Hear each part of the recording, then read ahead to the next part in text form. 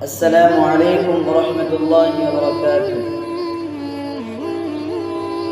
الحمد لله والصلاة والسلام على رسول الله وعلى آله وأصحابه أجمعين.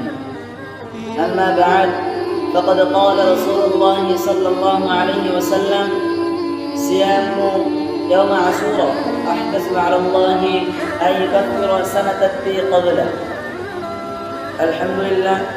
সম্মানিত সুধী, আল জামিয়াতুল কুরআন আহলুস সুন্নাহ কর্তৃক আয়োজিত সাপ্তাহিক বক্তৃতা সেমিনারের সম্মানিত সভাপতি ও বিজ্ঞ বিচারক মণ্ডলী ও আমার সামনে বসা দূর দূরান্ত থেকে ছুটে আসা এলেম পিপাসু ছাত্র ভাইয়েরা, আমার অন্তরের স্তর থেকে আমি সকলকে আমার শুভেচ্ছা ও অভিনন্দন।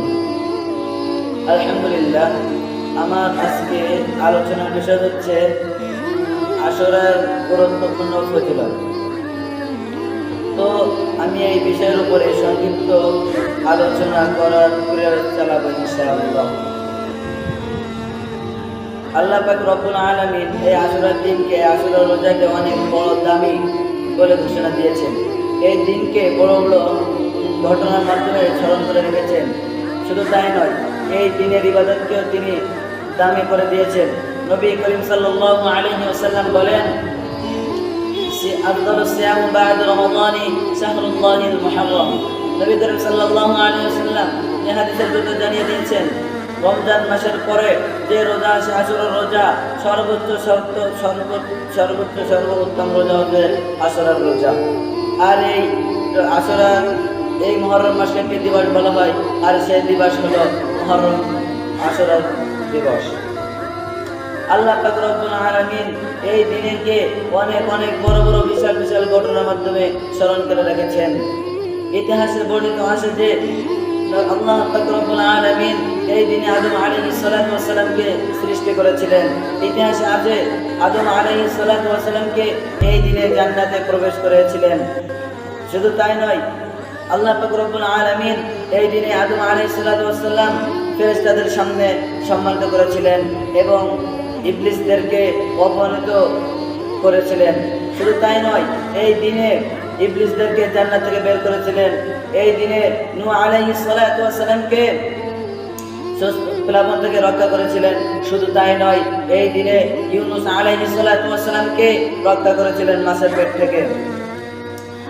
আইয়ুব আলাইহিস সালাতু ওয়াস সালামকে সুস্থ করেছিলেন এই দিনে। আর এই দিনে আল্লাহ পাক রব্বুল আলামিন কিয়ামত ঘটাবেন। আল্লাহ পাক রব্বুল আলামিন এই দিনে কিয়ামত ঘটাবেন। তো ভাইরা, আমরা ছাত্র ভাইরা, আমরা এই দিকে লক্ষ্য করলে বুঝতে পারি যে এই আশুরার দিনকে, আশুরা কত সুন্দর দিন, এই আশুরার রোজার গুরুত্ব কি এবং গুরুত্বের ফজিলত কি। তো আসুন আমরা রোজা রাখি এবং নবী করিম সাল্লাল্লাহু আলাইহি ওয়াসাল্লামের থেকে শুনতে পাচ্ছি যে সিয়াম ইয়াউম আশুরা আহতাসিবু আলাল্লাহি আন ইয়াকাফিরা সানাতাল্লাতী ক্বাবলা, অর্থাৎ বলেন যে আশুরা অর্থাৎ রোজা রাখলো, আমি আল্লাহ পাক রব্বুল আলামিনের কাছে 1 বছরের গুনাহ মাফের কামনা করলাম এবং পুরস্কার চাইলাম। আর নবী করিম সাল্লাল্লাহু আলাইহি ওয়াসাল্লাম যদি আল্লাহ পাক রব্বুল আলামিনের কাছে কামনা করে, তা কখনো মিস হয় না, এটা আল্লাহর দরবারে কবুল হয়ে যায়। তো ভাইয়েরা, আমরা যারা নবীর কাছ থেকে দোয়া আল্লাহর কাছে পেতে চাই, তাহলে আমরা এই আশুরার রোজা রাখবো, আশুরার গুরুত্ব দেব, আর আশুরার ফজিলত দেব এবং এই আশুরার রোজা রেখে আমাদের জীবনকে সুন্দরভাবে গড়ে তুলব। এই বলে আমার বক্তৃতা শেষ করছি। আমিন ওয়া আখিরু দাওয়ানা আনিল হামদুলিল্লাহি রাব্বিল আলামিন। আসসালামু আলাইকুম ওয়া রাহমাতুল্লাহি ওয়া বারাকাতুহু।